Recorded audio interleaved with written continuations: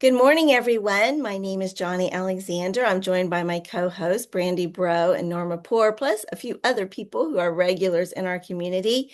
We're doing a Come Right With Us today, and Brandy's going to tell you all about that. I will say this is our last recorded episode of 2025. We will be meeting next week for those of you who want to join us for just a Christmas party, and that should be a lot of fun. And then we'll be picking back up in January. But for today, Brandy, I'm going to turn it over to you. Okie dokie. And if you hear a bunch of clanging around, which I don't think you will, because Zoom is really good about getting nosy sounds, I got somebody cooking in the kitchen behind me. Um, um, today we are doing a winter impressions, and we're going to do some writing exercises that I think are going to be fun. So I would say get out something to write with Yep. or a computer or something. It might be a little bit easier today. Well, I don't know. What is easier? Whatever you find easier, I guess. Um, while you guys are getting that out, I just want to say that on our YouTube channel, we have now a special playlist for Come Write With Us episodes. So if you want to practice your writing and boost up your creativity, you can look at that particular playlist and replay our Come Write With Us episodes and just do it in your own time whenever you want to. And you can go back and you can repeat them and do something again and again if you're Yeah. feeling yourself a little stagnant and wanting to try something different. So we all have all different kinds of things. We have music prompts, we have spinner prompts, we have usually themed something or other. Mm. So today's theme, of course, is winter impressions because it is now the beginning of winter. So first thing I want to do, we're just going to open this up on the floor here. I would like you to observe not your immediate surroundings, but your external surroundings, in particular, Mm. your outside for this winter time, since we're all over here in the United States zone. If you happen to watch the replay and you Excuse me, live point of order. somewhere else, Point of order. It is not winter yet. It is not winter until the 21st. We are it is the still in beginning of fall. winter It's a and going stickler. forward, that's where we're heading. So we are thinking about winter impressions. So yes, technically not quite winter. My landscape tells me otherwise. It is white outside. So But it feels like winter. now going forward, if you happen to be on the other side of the earth, your outside is going to look different than my outside. So your winters are going to be very different. Either way, this is going to be relevant. So I'd like you to just, oh yeah, use your react, button for hand raises. It'll just help keep a little order. I would like you to just observe your surroundings, and you can do inside too. Like, right now, um, I've got the what we call stovey running, our pellet stove, and he only runs during wintertime. So that's a winter observation. Like, you just observe your surroundings, um, take in everything, sight, sound, hearing. Maybe you sometimes, if you smell somebody cooking something, sometimes you can taste it. Different things. And I want you to just share here verbally what you are observing now about right now as we are going into winter. Things have changed. We don't have a bunch of green leaves here. In fact, well, we have little tiny green leaves. They're called pine needles. That's about all that's on the trees right now. So, what do you observe? I'll start. So, we have a bunch of snow covering the ground because it actually happened to snow and stick in November. Actually, December. It was December. And we live in the woods, so I can see through the trees. I see a lot of tree trunks and light sky behind them. Whereas normally in the spring and the summer, these are full. I can't see clear into the sand pit, which is on the other side.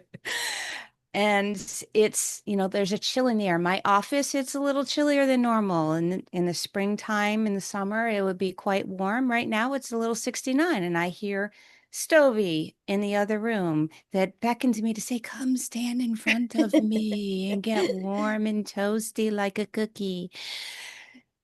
What else do you observe? You don't have to write it down, but share. What do you have? So help everybody here get a feel for your seasonal change. What is happening going into your winter? We still have a lot of leaves. Well, again, I'm in Virginia right now, so there are a lot of leaves on the ground that either haven't been raked up or swept up, but not just this house. I mean, it's all over the neighborhood. A lot of leaves on the ground, and then the snow fell and covered it, but it only lasted a day, and then it was kind of gone. But it was beautiful while it was here. So we had our first snowfall. The trees are a mix. There are some that are almost bare, and others still have several, leaves, but they're sparser than they usually are in the summer. Mm-hmm. Pam.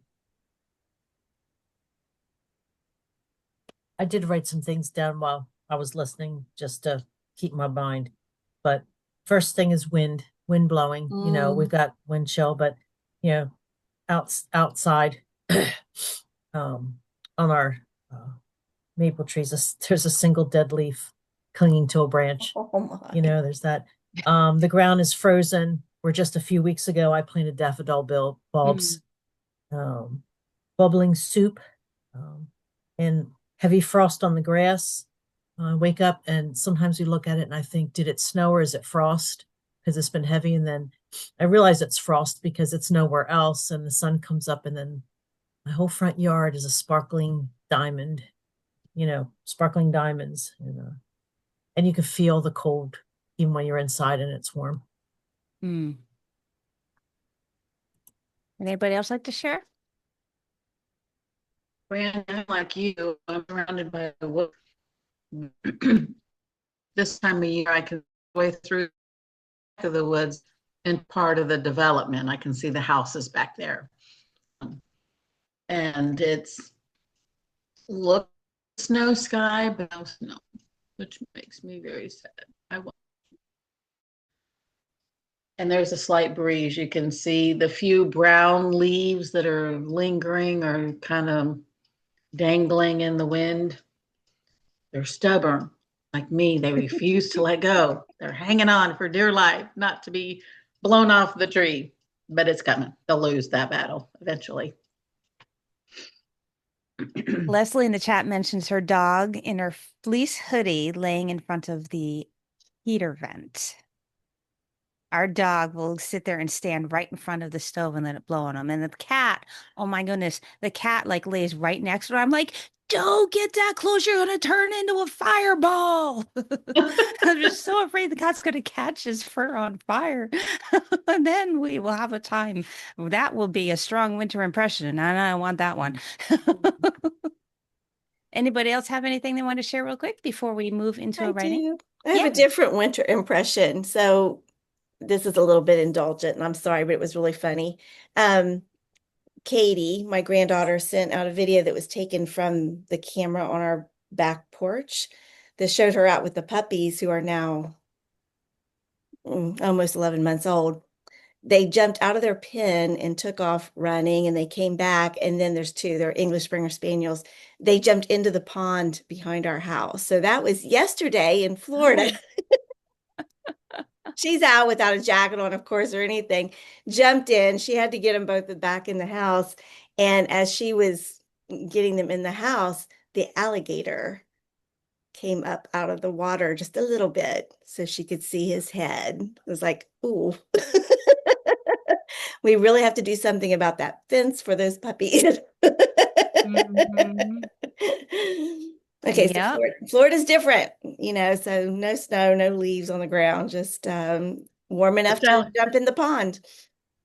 Thankful the angels were watching out over that. Oh, absolutely. Absolutely. Scenario. They usually stay further away there's at least two out there, and they're further away from the bank. But they do, I guess he made he did. I saw the video. Tristan made a big splash when he jumped into the water, and I'm sure that attracted attention. Dogs alligators in Florida, you have to watch it. You do. Alligators are not my first thought of winter. No. I had a A different couple. perspective. So there Yeah. you The go. other thing you have to watch out for in South Florida when it turns real cold, I don't know if you guys have seen this and thought it was a joke, but it is real. Iguanas fall out of trees. Oh, I didn't know Oh boy. that. So they It's burrow. not just South Florida. It's anywhere that they have the iguanas at 40 degrees. They freeze up basically. Oh They're my not goodness. injured. They're not dead. They just can't really move, and they will fall on you. Mhm. Oh goodness. Mm-mm, Mm. Falling iguanas in Florida. mm-mm. Okay, so we're going to do a writing exercise now, and we're going to do it for 10 minutes. And to do it, I'm going to change my background. Da. I'm going to take my face off screen so you can all read this. But what it says is drawing from sights, sounds, smells, tastes, touches, emotions, and desires. Write about any or all winter memories you recall using any format, like a story, a list, a word string, a mind map. I'm actually going to drop this down to 8 minutes, just so that it's not too long and we have enough time to get in all of the other things. So do you have something to write with after? Okay. All right. So you will be able to read the prompt on this background once I disappear, and the timer will be on the screen as well. All right. So ready, set, write.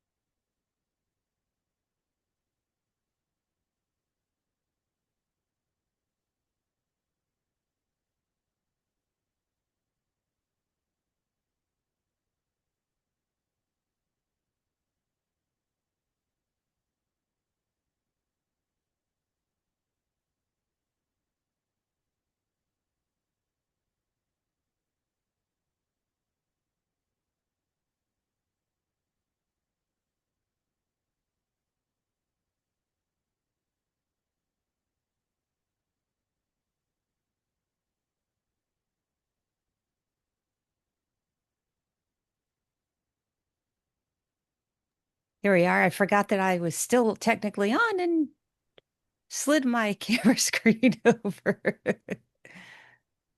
uh, how was that? Good.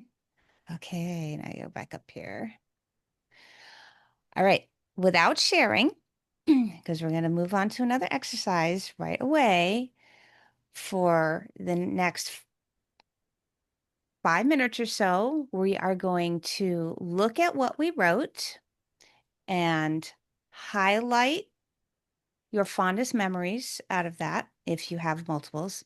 Additionally, I want you to mark your strongest impressions, whether it's, highlighter or an underliner, just somehow in your notes, whatever way you can, mark what is the strongest impression.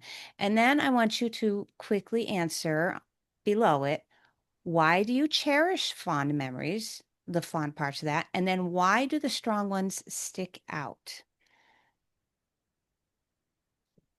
So that's on this screen now. And I'm going to set the timer again. If I can find it. Here it is. Okay. 5 minutes. And here we go.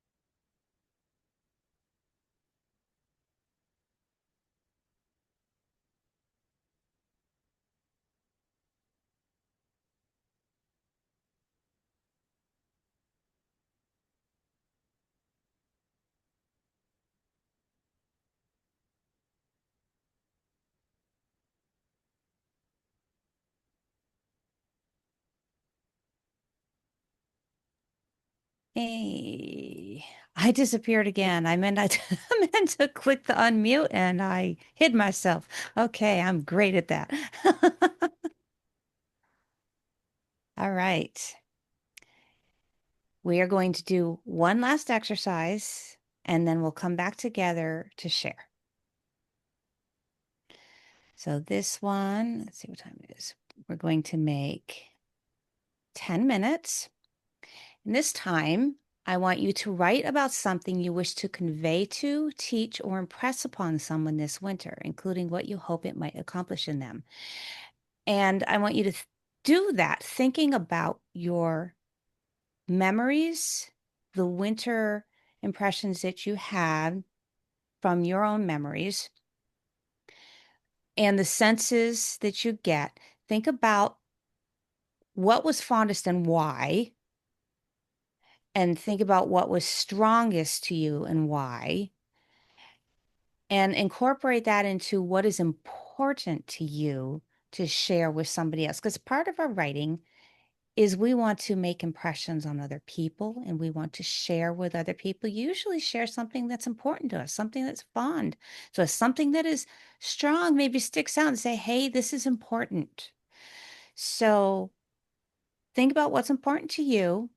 Take the next 10 minutes and think about what you might like to share with somebody else to pass on this winter. And then we'll come back afterwards and discuss things.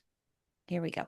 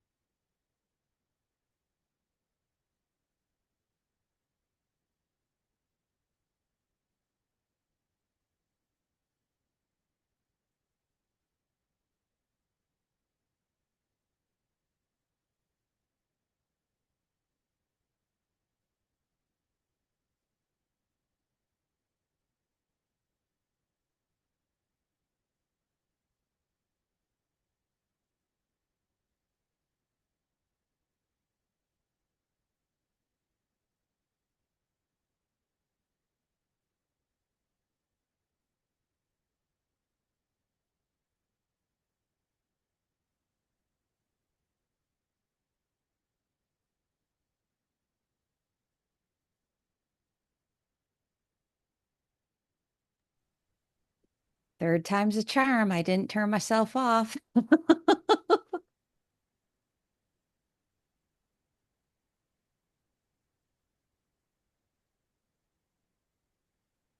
All right. So, a lot of exercises back to back.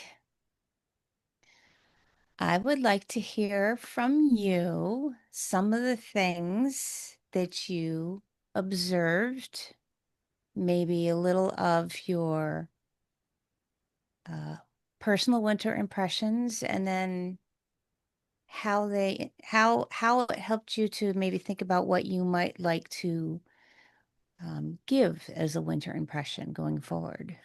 And I would like to say before I go, and forget, because I might forget, take these things, this last exercise in particular, and use it as a springboard for writing a story or an article so that you can begin to make an impression this winter. There are lots of ways that we can, I mean, I have a huge list of things. I'm at the end of this. 1, 2, 3, 4, 5, 6, 7, 8, 9, 10. 10 things just within that 10 minutes. Different things that I could write, articles or stories that are winter related that can help. I like if I look at my list, most of my list is all involved with showing other people that they are valuable to me as well as to Christ, and different ways to do that, whether that's sharing activities, helping somebody else out if they're homebound or sick, or simply allowing somebody else to lead while I step back and showing how others, showing others how to do that, being a good example, um, cutting off things that are in love with the world so that I can draw closer to Christ. All of these things, different ways, all that came from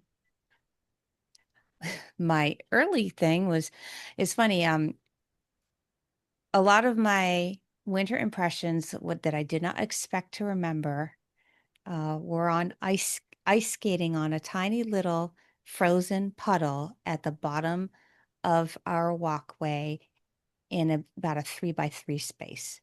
And then that was really dear to me because I loved ice skating and I got to do it. But then some of the strongest impressions were falling and probably fracturing my tailbone because I couldn't sit on it for a long time. And that probably led to my side sitting that I probably still do today. And then that running roughshod over naturally frozen ice that I really wished I had at my own personal Zamboni for my tiny little patch so I can make it nice and smooth and float on a cloud on my skates instead. So all of those led to, I started to think about that, and it made me think about enjoyment. And then it led to I remembered shoveling my entire driveway by hand and a neat little pathway that was just so inviting and reminded me of being a kid where, you kind of play house and you make these little things. And it took me hours to do that. And I was so proud of my accomplishment. And then my husband came along and within 2 minutes with his plow, cleaned up everything. And there went my lovely little inviting path and everything. And I was like, this took me hours to do. And now it's gone. And it doesn't look like I did anything because you just went through. But that led to what was important. It was like, okay, doing things together for a common purpose, a common goal to encourage somebody. So, that's how kind of all those things gather together and made me think about how I can make an impression on somebody else. Catherine. Um, Mine's going to be a little different I should hope so. because I am. It starts out with I don't like memories right now. Mm. It is a very, very hard place to get caught up in memories when you have let everything go. And the thing that I want to be able to give to people is that I'm living in the now. What now? How can I build bigger? How can I build better? And just letting that go. And I think sometimes the the traditions that we have, the memories that we have, limit our abilities to launch into what God has for us.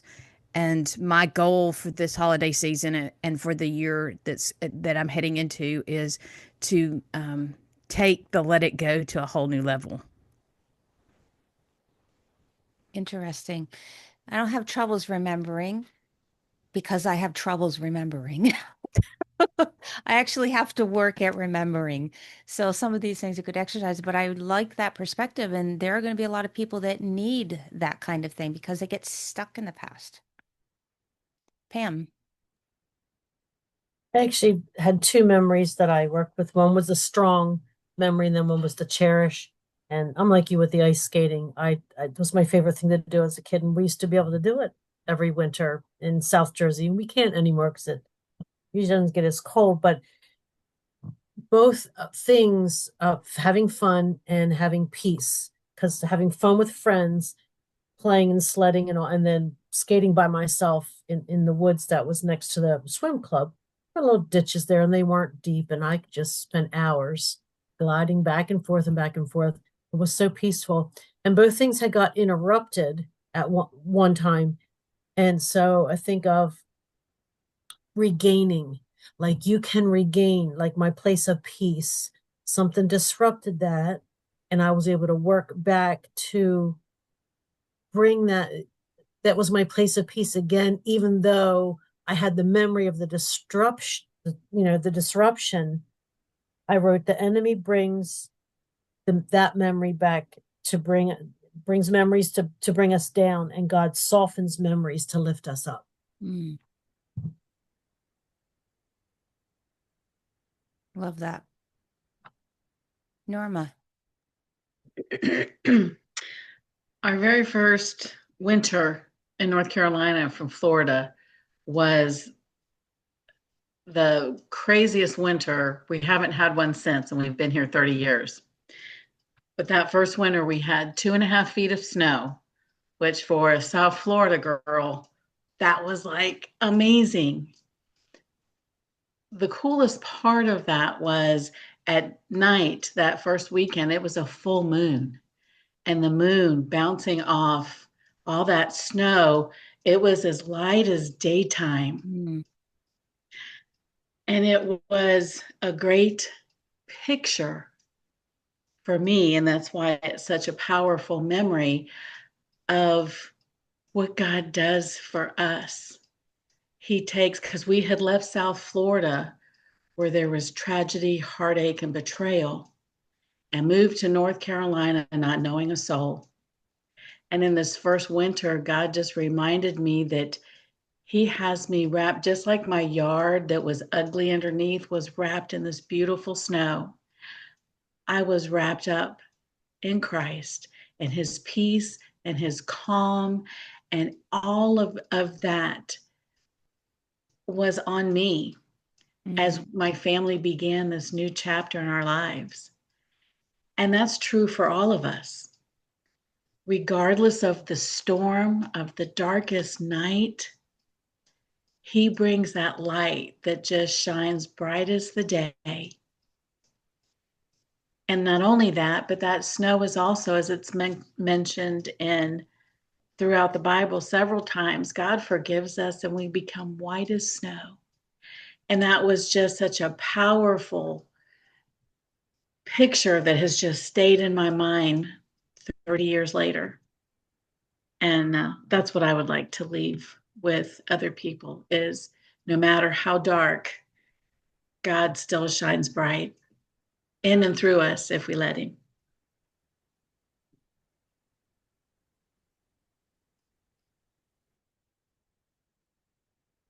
Thank you for sharing that. Would anybody else like to share?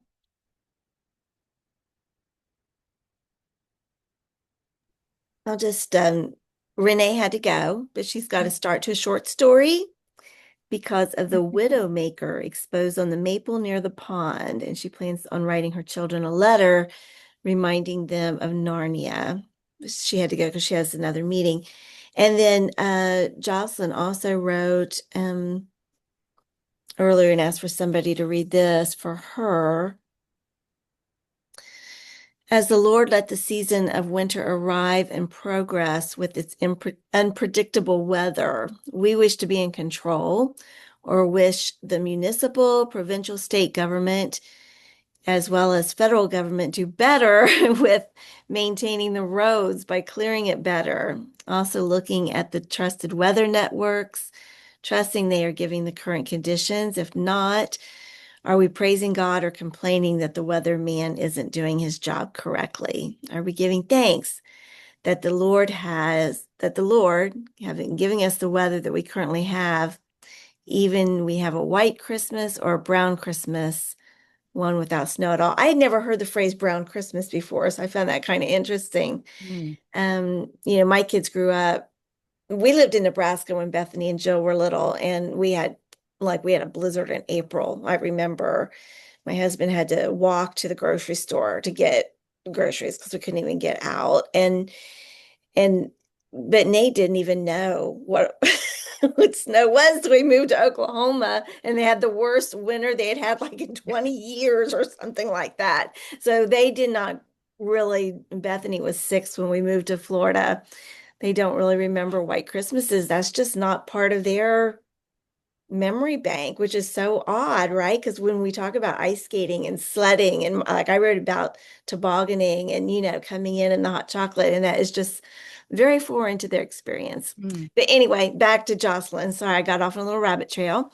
And then she wrote, we can enjoy the winter with all the festive lights and decorations, even though some in the sight of believers, I think she meant to say are considered inappropriate instead of appropriate. I don't really know about that.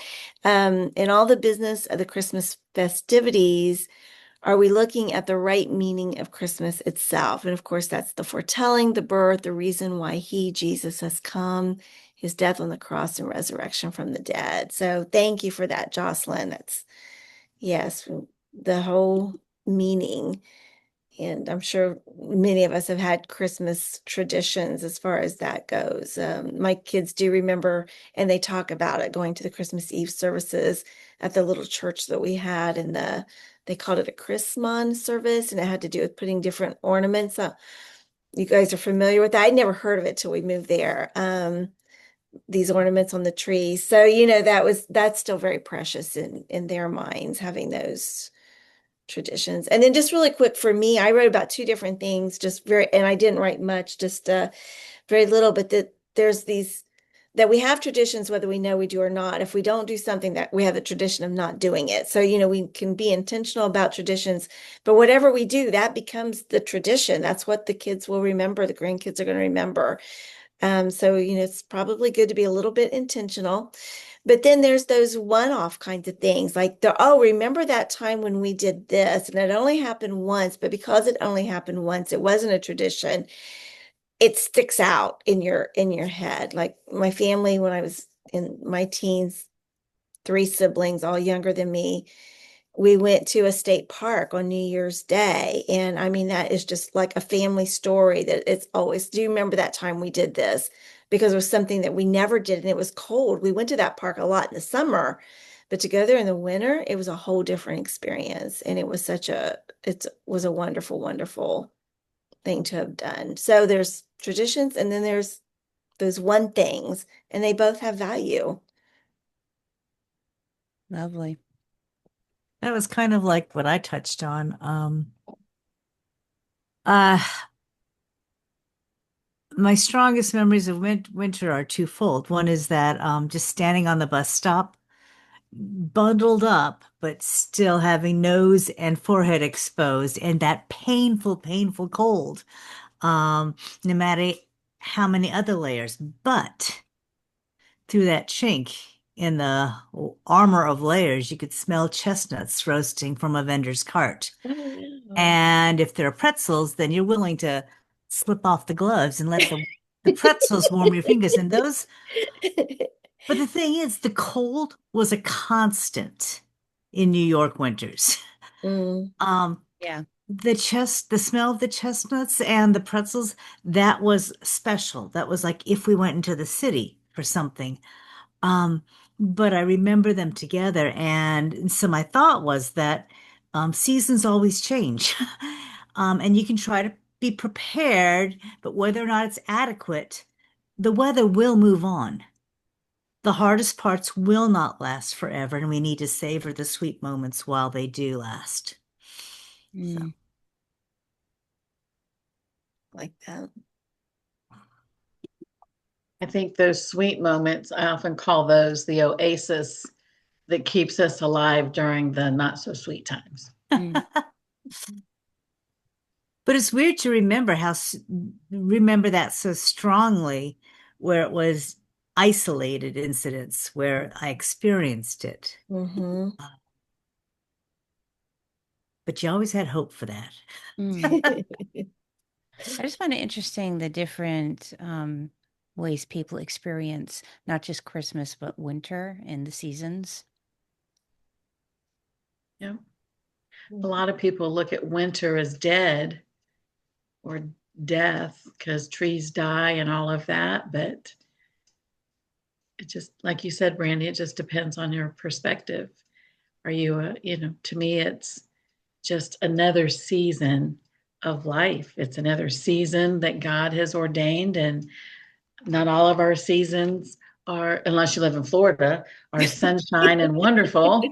Um, but that's true in life too. We go through the different seasons in life. Sometimes it feels like a very dark, long winter, and yet other times it feels like a joyful winter where snow is covering the ground and the light is bouncing off ice. I remember we experienced our first ice storm that's like 2 months later, and all the trees were coated. I remember it looked Yes, like yeah. they all had sleeves on, and it was Mhm. another nearly full moon.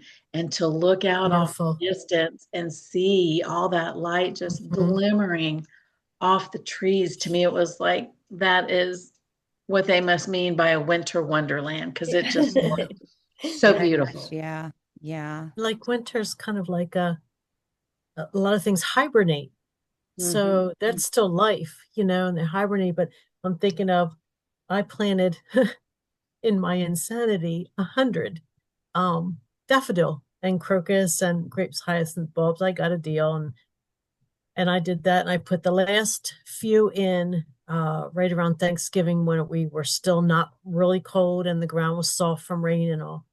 And I kept thinking to myself, this is going to be beautiful in the spring, Mm. and the bulbs are hibernating. There's animals that hibernate, and then there's our bird feeder all winter that's alive all the time, except for at night when they all hunker down in the bush next to it, and so yeah, it's not all dead sometimes like we think.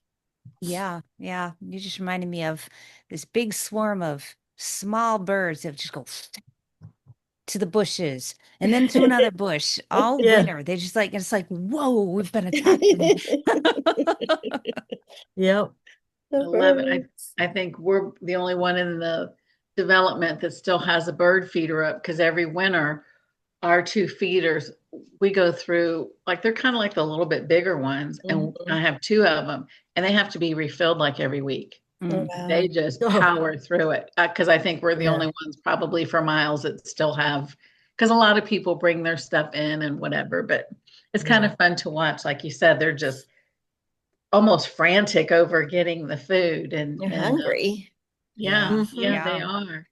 But it's fun, and my kids also have a memory of several years ago. It was, we'd only been up here a few years. We had gone up to the mountains where my mom has a cabin for Christmas. And on the way home that night, our vehicle broke down. And my husband kept nursing it along till we got down the mountain, which a couple of times was, shall we say, slightly precarious. And we ended up, it just flat out died about 30 minutes from home, but it was also the exit to the nearest mental hospital. So of course my kids found that very entertaining. They were just gonna tell our friend that was coming to get us just to go a half a mile down the road and drop me off there, and they'd be back to get me on New Year's Day. So, I mean, to some people that's not funny, but my family's a little weird and Funny. and my kids still remember that today. And one of my sons took his fleece blanket as we stopped for the kids to go in the bathroom and warm their hands under the blowers to dry your hands. And my son, one of my youngest son at that time, put it a little too close, and you could see this long spark from the shock of the fleece and the heat and all that. Oh my gosh, it was they razzed him about that for a long time, and they still remember that. It's one of those, wasn't it? Was it Brandy you that said they years later you're like, oh, do you remember when that happened? And they still, that's one of those stories. Oh no, Johnny, you said that. Yeah, those are Remember when? fun. Yeah, Remember when? yeah, Yeah. fun times. All right. Well, I hope that these bunches of exercises have been fun, but also that they will produce something going forward for you to share with others. I appreciate how you did that, starting out with these sensory things and then leading up Yeah. to well, how can this go to someone else? And then, oh yeah, the start of a story or an article. So that really is great. So thank you for that. Again, like I said at the beginning of the recording, this is our last episode for 2025. We are getting together next week for a Christmas party, so please feel free to join us at 11 o'clock Eastern, 10 o'clock Central. Go around the globe to find your time zone. We are starting off in January with Charles Hack coming back with us to talk about writing effective or creating effective Facebook ads. So we're just getting right down to business. I do use the word we loosely in that because I will not be coming back. I'll be here for the party, but this is my last recorded episode with you guys as host, and turning it all over to Brandy and Norma and Melissa Stroh, who's not with us today, and they're going to be moving forward with Writers Chat and bringing all kinds of wonderful episodes in 2026 and beyond. So I'm going to miss you guys, but it's been a very fun run, and I'll be popping in and out at different times. Good. So Good. We'll miss you too. oh, I am going to miss you guys. I don't want to get too weepy here. So we'll just go on and say thank you for being with us. If to join our Facebook group, you can do that. Writers Chat members, check out our Writers Chat page and our YouTube channel where we have all kinds of wonderful episodes about all aspects of writing. So until next week, if you're going to be here for the party, or January, bye everybody and happy holidays, Merry Christmas and happy writing.